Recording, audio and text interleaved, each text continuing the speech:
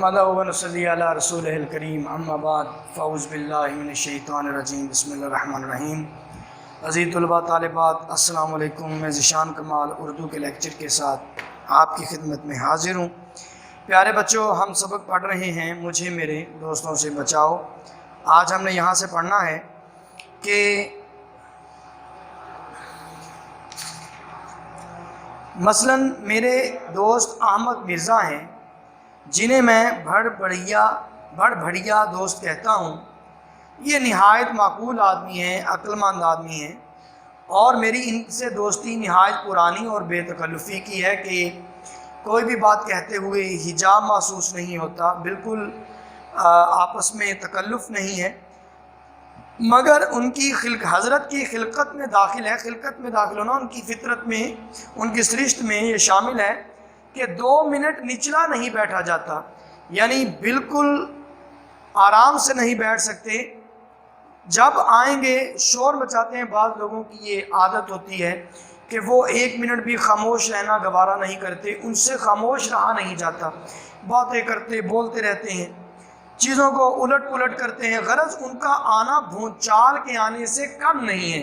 भूचाल यानी ज़लज़ला आते हैं, हर चीज़ को दरहम बरहम करते आते हैं, हर चीज़ को हिलाते, यानी अजीब आते करते हुए जब वो आते हैं तो मैं कहता हूँ कोई आ रहा है क़यामत नहीं। ये बेटा मिसरा है किसी शेर का, कोई आ रहा है क़यामत नहीं। उनके आने की मुझे दूर से खबर हो जाती है, क्योंकि वो पीछे से बोलते और भूचाल मचाते, शोर मचाते आते हैं, इसलिए पहले ही मुसन्निफ़ कहते हैं मुझे उनके आने की खबर हो जाती है।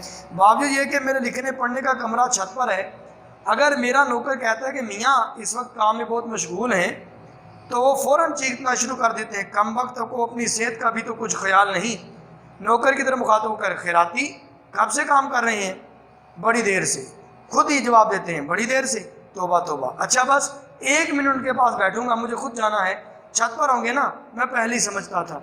आप देखें कि वो शख्स किसी की बात नहीं सुनता, खुद ही बात करता है, खुद ही उसका जवाब देता है, और जो उन्होंने करना होता है वो कोई भी उनको रोक नहीं सकता।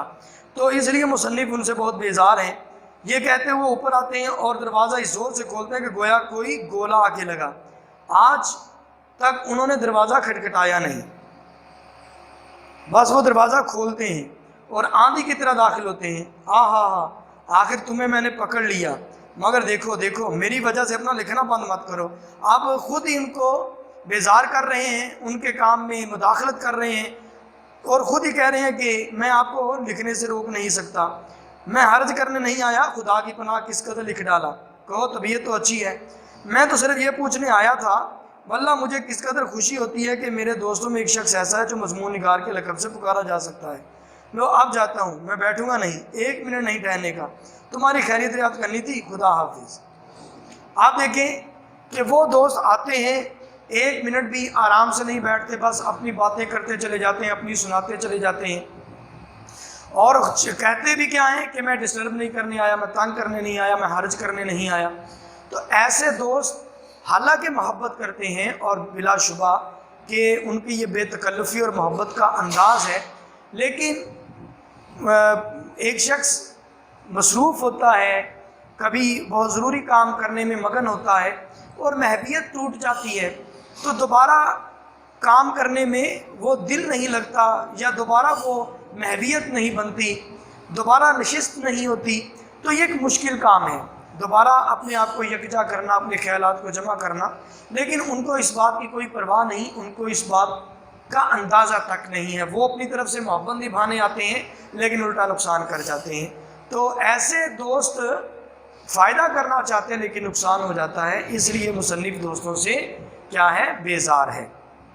तो बाकी दोस्तों की अहवाल जो है वो इंशाअल्लाह तरतीब से पढ़ेंगे।